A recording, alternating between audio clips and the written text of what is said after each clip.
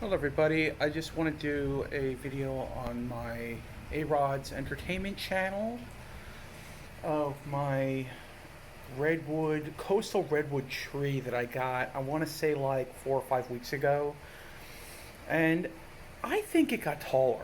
I mean, my dad doesn't know if he agrees, but I think it got taller. These generally, I live in Florida, like Southwest Florida. It's like super humid down here, and I have it outside in the daytime only when it rains or there's precipitation. So if the thermometer gets like where it feels like it's 100 or something, or above 100, near 100, like in the high 90s, or if it actually is that hot, I will bring it inside because it's too hot for it out here. This is just a kind of look. That's the pot I used. If it does good and grows bigger, I'm most likely going to need something bigger. So, so right now I have it outside because as you might be able to tell, it had just rained like really hard, and the temperature went down. It's actually kind of cool. See, that's some rain clouds up there. It seems to have subsided. It might be a little drizzly right now, but it's not bad. And let me try to show you the temperature gauge. It reads that it is 82 degrees.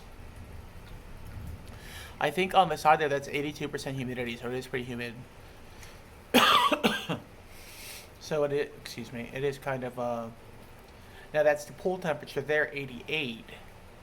So the pool temperature is 88, the air temperature is 82. I will put in the description what it feels like. It says it on my phone, but I can't obviously do it as I'm making a video, so should have done that before I made the video, to be honest with you, but it is what it is. So yeah, so it doesn't like a ton of heat or humidity. So like our winters tend to be cooler. Um, they it Less humidity, less heat. It is obviously you can get up to like 80 degrees or so, 85 degrees or so, around there.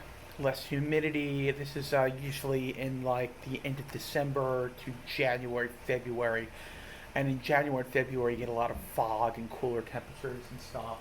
So that's what I'm banking on it, making it to the winter and really doing good. Last time I got one of these trees, I left it out in the sweltering heat and sun and rain for days out there on it.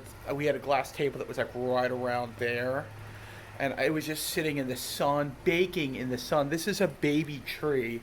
I think it's only like I think they said 7 years old or something like that. It doesn't seem like it, but I guess it take a while to get started in a nursery. It was grown in a nursery in, I believe, Maryland, but they're actually California trees, redwoods, coastal redwoods. So they're used to a lot of fog, less humidity, less heat, and they just. So I figure like when it gets a little moist and the temperature goes down, and this is our Christmas tree, by the way. That's not an actual tree. It's a fake like tree we put out. I think I've described this in videos. And then over here, this is my lemon tree. Some of the leaves are starting to go on the bottom, a little brown. Your best case scenario is don't cut those. We got to put plant food on the first of the month.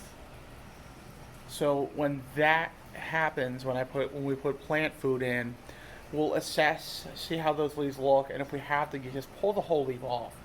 You do not want to cut the leaf like halfway, or just let it grow like that. It doesn't have to be cut.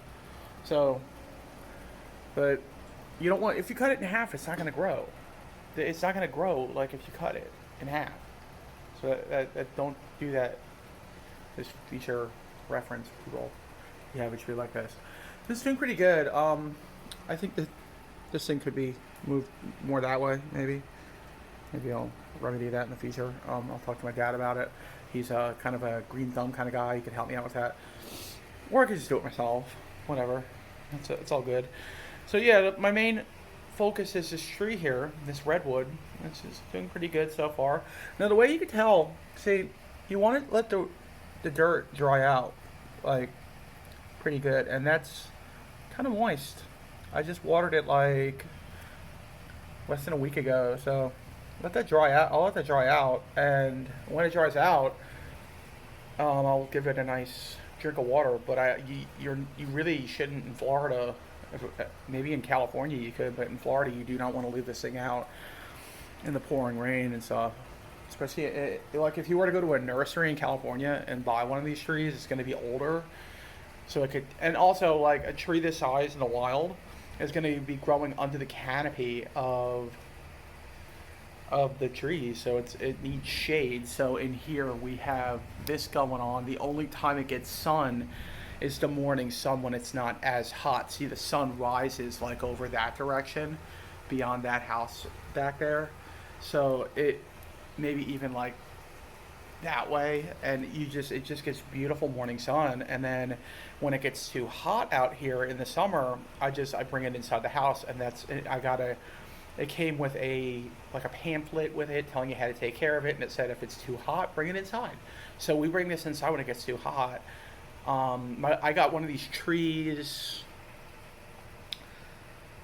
a few years ago, and I got scared off, and I did some reading that tons of people buy these trees and they die. My tree died. That's why I got scared off. It got root rot. It got too much water in it. It got too much sun. So, but the tree got like huge, like maybe like I want to say like 5 feet tall, maybe. It got big. It got awfully big, and then it just died. It just got too much sun and too much water and too much heat. It didn't. We were leaving it in the humidity too long, and they don't mind. I don't think they mind cold that much. You don't want to leave them in freezing cold temperatures. I mean, obviously when they're older, they can probably deal with it a little bit. Like people grow these in the Northeast, where it's not humid, it gets colder in the winter. And there's like a big one in some college in Philly. I forget which college it is, but like Philadelphia. And all throughout the Northeast, I think there's one in New York State as well, at a college as well, or an arboretum or something like that.